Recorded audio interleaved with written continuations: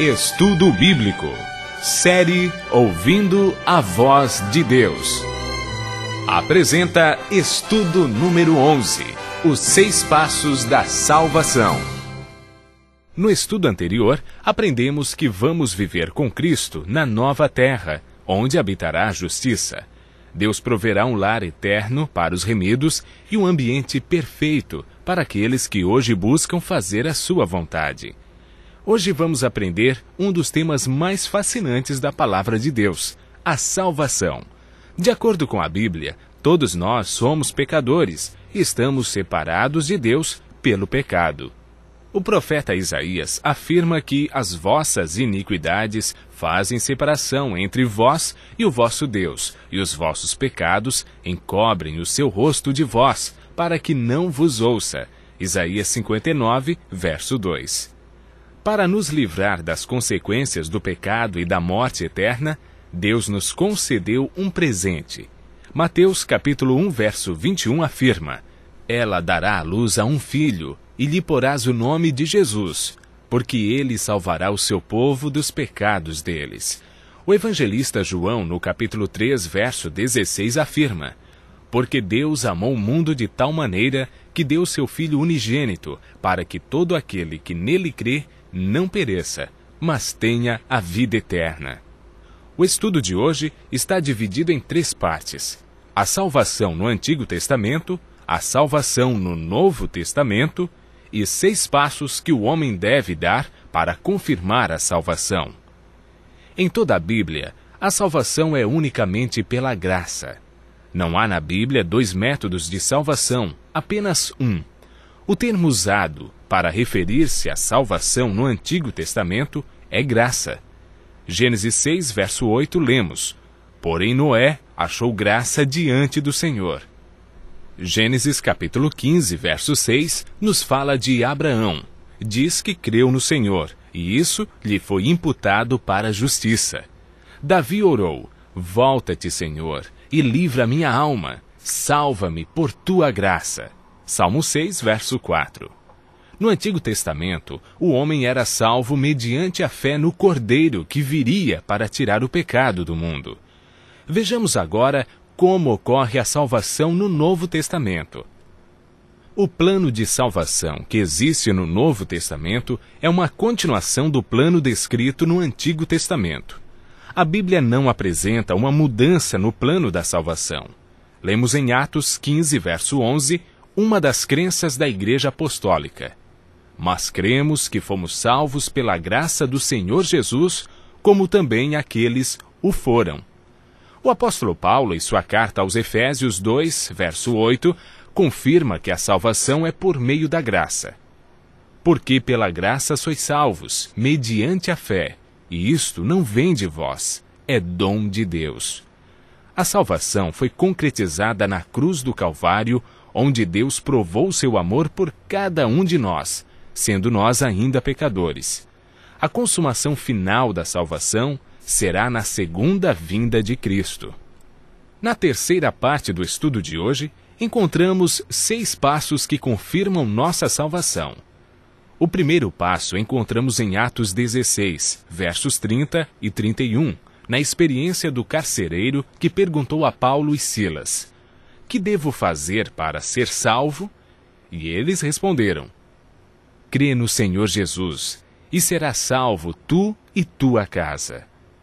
Não existe salvação sem crença no Senhor Jesus como o Cordeiro de Deus que tira os nossos pecados. O segundo passo está em Atos capítulo 3, verso 19. Arrependei-vos e convertei-vos para serem cancelados os vossos pecados. Toda pessoa que aceita Cristo passa por esse processo de arrependimento e conversão, ou seja, o abandono das coisas erradas. Biblicamente, arrependimento é repensar, deixar de praticar o que é mal, mudança de rumo. A conversão é chamada também na Bíblia de novo nascimento. O terceiro passo lemos na primeira carta de João, capítulo 1, verso 9.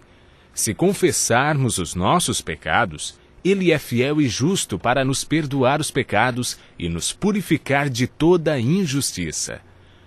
Todo pecado confessado sinceramente a Cristo é perdoado.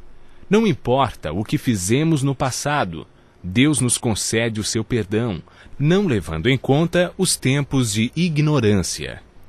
O quarto passo da salvação está relatado em Mateus, capítulo 19, versos 16 e 17, onde encontramos a história do jovem rico.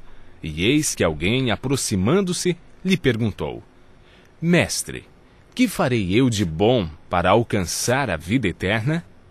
E Jesus respondeu: Por que me perguntas acerca do que é bom?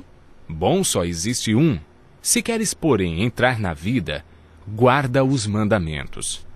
O amor que o jovem rico tinha por Jesus não era suficiente para que o seguisse e seguisse aos seus mandamentos.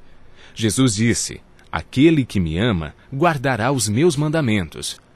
O amor nos motiva, cria em nós o desejo de obedecer.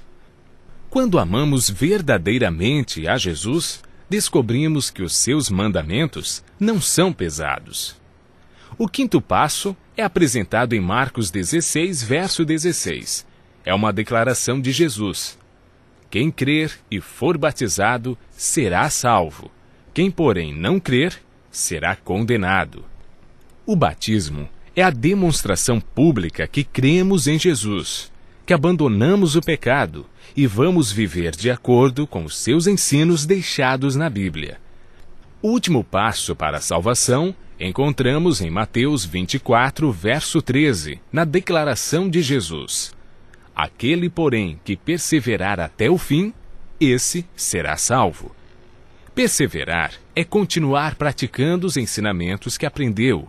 É a capacidade de continuar, apesar dos obstáculos, dificuldades que encontramos pelo caminho. Aquele que perseverar até o fim, receberá a coroa da vida. Deus, em seu infinito amor e misericórdia, fez com que Cristo, que não conheceu pecado, se tornasse pecado por nós, para que nele fôssemos feitos justiça de Deus. Isaías 53, verso 5, afirma que ele foi traspassado pelas nossas transgressões e moído pelas nossas iniquidades. Por meio do Espírito Santo, nascemos de novo e somos santificados. O Espírito Santo renova nossa mente, escreve a lei de Deus em nosso coração e recebemos o poder para levar uma vida santa. Permanecendo nele, nos tornamos participantes da natureza divina e temos a certeza da salvação. Jesus nos dá o seu poder quando o aceitamos. João 1, verso 12, afirma que a todos quantos o receberam, deu-lhes o poder de serem feitos filhos de Deus, a saber, aos que creem no seu nome. Continue ouvindo a voz de Deus e aceite a salvação e o poder que Jesus dá para viver uma nova vida.